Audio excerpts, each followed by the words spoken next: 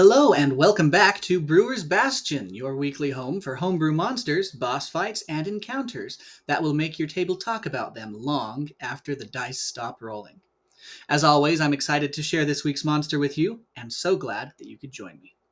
Today's monster isn't just any creature. It's a shard of a god's dying breath, the fading essence of deity itself.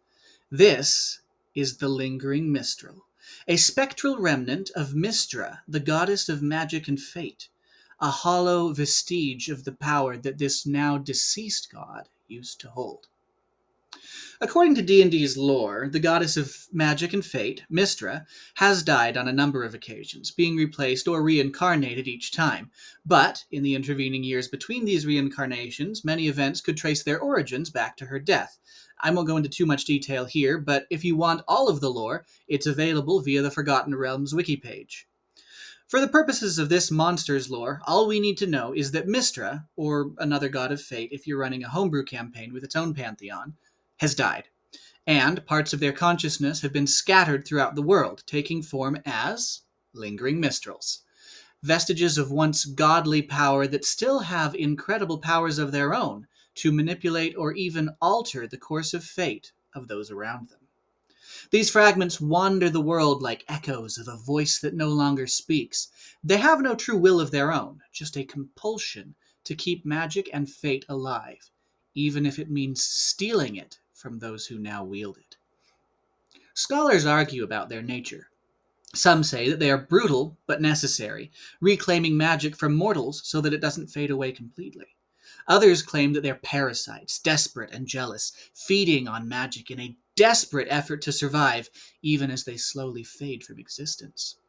But one thing is certain. When a lingering mistral appears, it doesn't speak, it does not negotiate, and it will not stop until it has taken what it wants.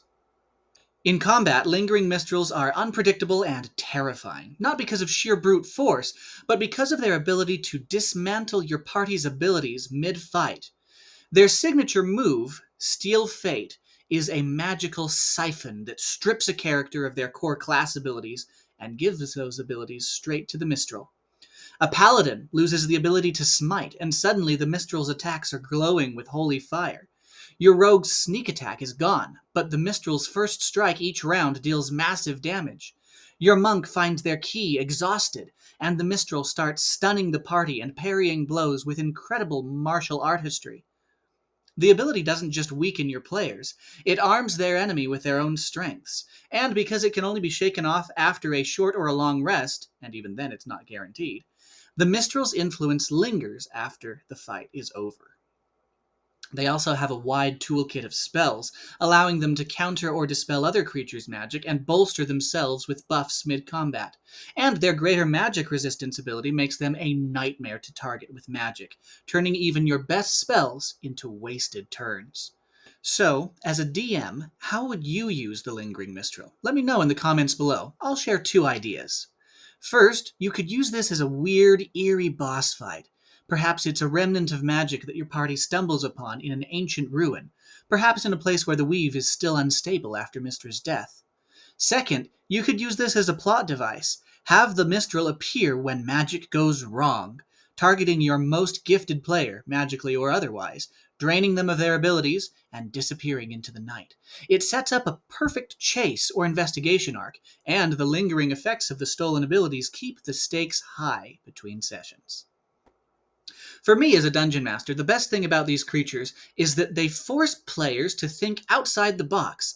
They take away the signature ability from every class they affect with their Steal Fate ability, and now the party has to use skills or tools that they may not have considered nearly as often. If the druid can't wild shape, all of a sudden they have to lean into more of their spells. If the cleric can't heal, they may try taking a more central role as a damage dealer. When the warlock can't cast Eldritch Blast, they'll be forced to explore the rest of their toolkit. And maybe, just maybe, once this party finally finishes defeating the Lingering Mistral, they will have learned to use some of their less common abilities to greater effect, making them appreciate all that their characters can offer. It's the perfect way to help your players break out of routine and shake things up, even though it will feel awful at first. But they may even thank you someday when they need those less well-known abilities that were hiding on the second page of their character sheet. So, whether you use them as a strange wandering threat or as the centerpiece of a high-stakes magical plot, Lingering Mystrals are a reminder that even in death, a god's power is not to be trifled with. If you liked this monster, go ahead and hit that like button and subscribe for more weekly monster drops.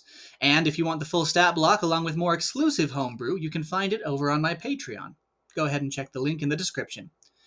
Thanks for watching, and until next time, may your wit be as sharp as your sword.